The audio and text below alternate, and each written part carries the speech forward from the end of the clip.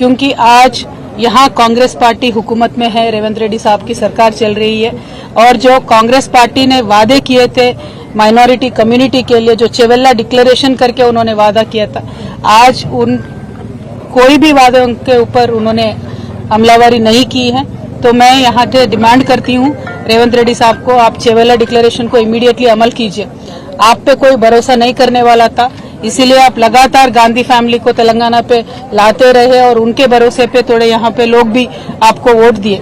और minority declaration अब जब कर रहे थे तब सलमान खुर्शीद साहब को भी लेके आके आपने माइनॉरिटी डिक्लेरेशन का पूरा ओपन करके दिया था, लेकिन जितने भी उसमें वादे हैं वो एक भी आपने आज तक अमल नहीं किया।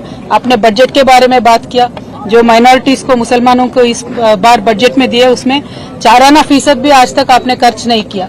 और जो आप ये अलगा व्यवहार माइनॉरिटी कम्युनिटी से कर रहे हैं, हम इस पे बिल्कुल भी खुश नहीं है, या माइनॉरिटीज भी खुश नहीं है। तो मैं आपसे यही डिमांड करती हूँ कि इमीडिएटली आप माइनॉरिटीज के जितने भी वादे हैं वो निभाइए। इस साल का बजट आपने 3000 करोड़ दिया है, लेकिन खर्च सिर्फ 700 करोड़ आपने किया है।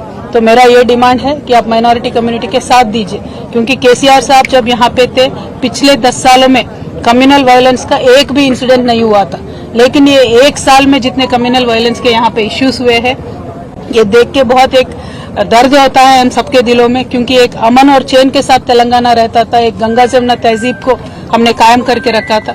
लेकिन जब से रेवंत रेड्डी साहब आए हैं, ये तो कम्युनल वायलेंस पे ना ध्यान दे रहे हैं, ना मुसलमानों के तरक्की पे ध्यान दे रहे हैं, ना हिंदुओं के तरक्की पे ध्यान दे रहे हैं। इसीलिए मुझे लगता है जो जिस उनका व्यवहार है, उनका बर्ताव है, मुझे तो लगता है कि उनके रूट्स सारे आरएसएस में है, इसीलिए एक डिफरेंशियल ट्रीटमेंट ये दे रहे हैं, ऐसा मुझे लगता है।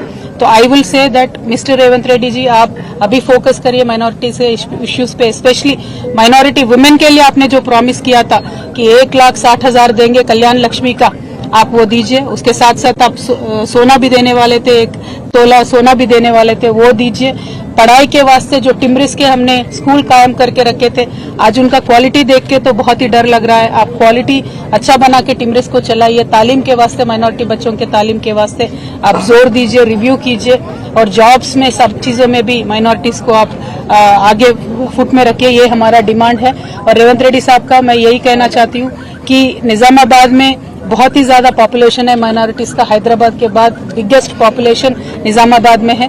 तो यहाँ लेकिन आज तक भी कुछ भी बजट निजामाबाद में आया नहीं है। यहाँ से शबीर अली साहब भी है, उन्होंने कंटेस्ट भी किया, लेकिन शबीर अली साहब ने भी कुछ भी जोर नहीं दिया, 1 भी रुपया निजामाबाद के लिए एडिशनली यहाँ पे नहीं आया है। तो मैं आपसे यही डिमांड करूंगी और लगातार मैं यही कहते रहूंगी कि जो भी कम्युनल इश्यूज है उन सब पे आप जोर दीजिए, चाहे वो जयनूर का इश्यू होने दीजिए या कुछ भी इश्यू होने दीजिए, उस पर जोर दीजिए और शांति कायम करके रखिए। Thank you. जय तेलंगाना।